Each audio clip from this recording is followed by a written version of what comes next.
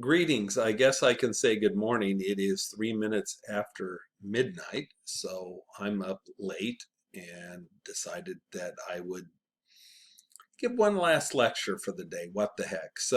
When I left you, uh, French presidential elections had been fairly predictable. There had been a mainstream conservative candidate, whether they had called themselves Gaullists or Neo-Gaullists or Republicans or Giscardians. They were a mainstream conservative party using a whole variety of different labels. And there had been a mainstream party of the left, usually the socialists. And so up until 2002, we had that concept that I mentioned earlier, vote your heart on the first ballot, whatever candidate that happens to be. And then on the second ballot or the second round, 2 weeks later, you're going to have a choice, a mainstream conservative and a mainstream liberal. And so you can then vote your head on that second ballot. And so going into the 2002 election, Mr. Chirac, who is the Gaullist candidate, is running for re-election.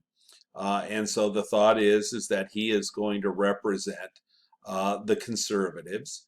Mr. Jospin was the socialist candidate, and the thought was that he would be the second round candidate of the left, and you would have that traditional election with a mainstream party of the left and the right. But something very strange happened in this election that no one saw. It shocked France. It shocked me. I was teaching at Merced College. I'd been at Merced College since 1998. And when the 2002 election rolled around, there were an unusually large number of candidates. Generally, we see 9 to 12, 9 to 13 candidates. In this election, there were 16 candidates and an unusually large number of candidates of the far left. In fact, there were three candidates running to the left of the Communist Party, and there was also an environmental party, a Green Party, splitting the vote on the left. And yet, despite that, I still predicted in my classes that this election was going to come down to Chirac and Jospin. And to my great surprise and to France's horror, that's not what happened. Chirac did get the most votes, 19.9%, but boy, you can sure see how splintered the electorate was, where the first round winner did not even get 20% of the vote. Mr. Jospin finished third at 16.2%, and to everyone's horror, the fascist candidate, Mr. Le Pen, got 16.9% of the vote and went to a runoff. This terrified France. It horrified them in a whole variety of ways. This was not supposed to happen. And so I want you to take a look at your notes because Mr. Chirac was being hounded by parties saying that he was corrupt, that he should be thrown out of office. But notice how everyone rallied around Mr. Chirac in this election.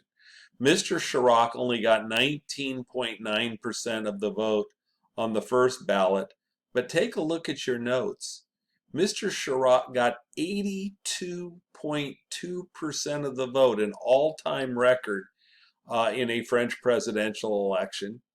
Mr. Le Pen, who got 16.9% of the vote on the first round, only got 17.8% on the second round, which means that everyone, even the communists, supported Mr. Chirac. The socialists supported Mr. Chirac. Every other major political party in this election supported Mr. Chirac.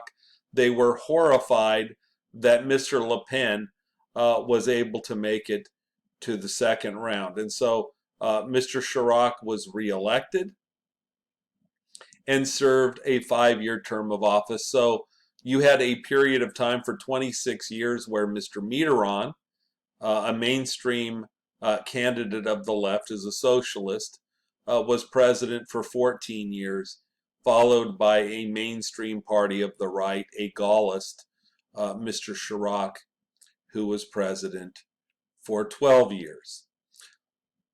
So 5 years go by, and we get an election in 2007 where Mr. Sarkozy, a conservative, goes against Ms. Royale. So we have a female who makes it to the runoff election.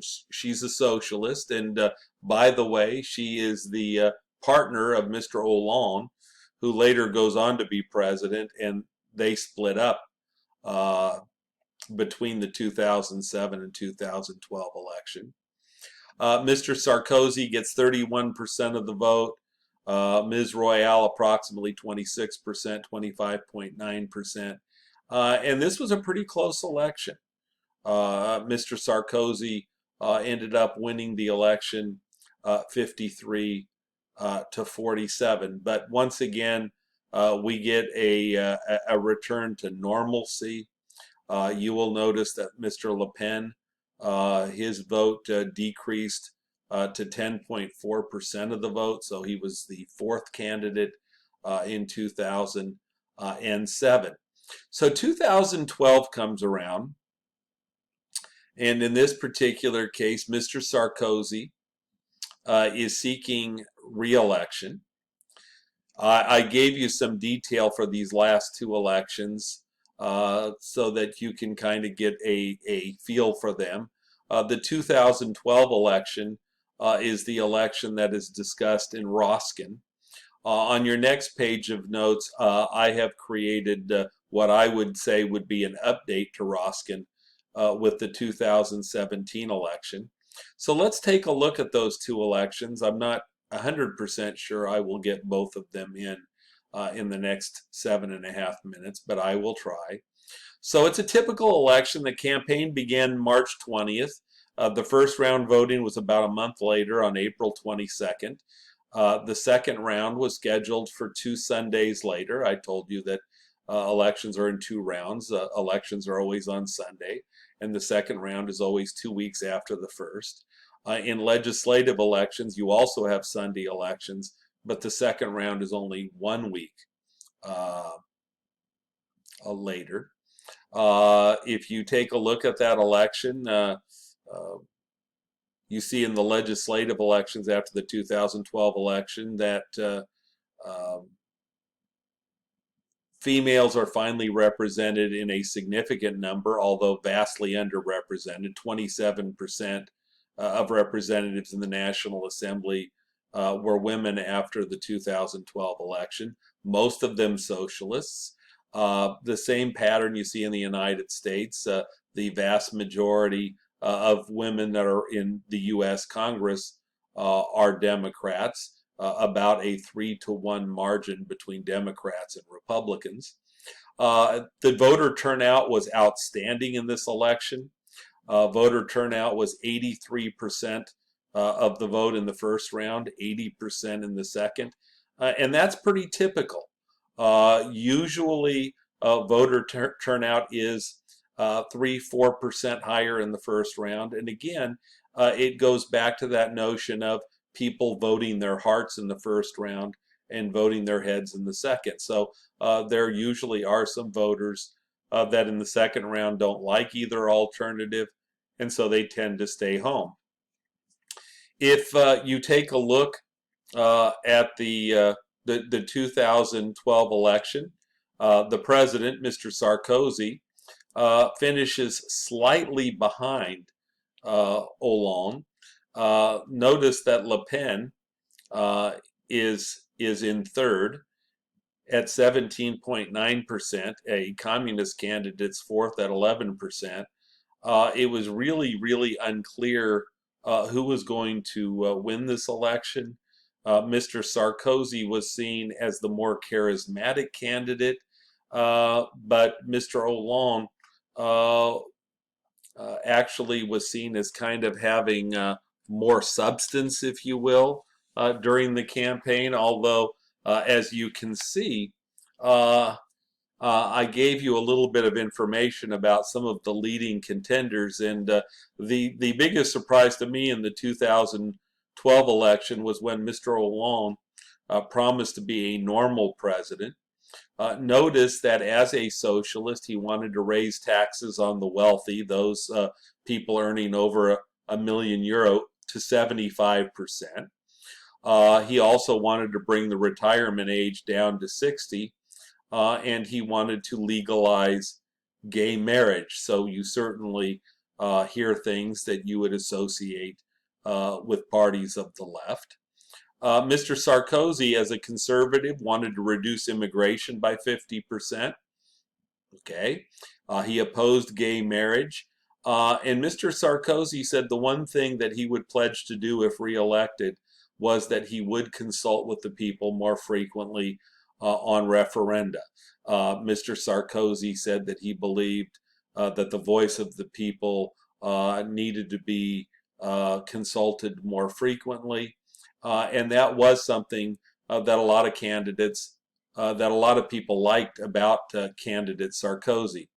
Le Pen, as a fascist, wanted to give absolute national preference for natives over foreigners for jobs, wanted to withdraw from the European Union and from the euro, wanted to reduce legal immigration by 95%, and wanted to reinstate the death penalty that had been abolished by Francois Mitterrand when he became president in 1981.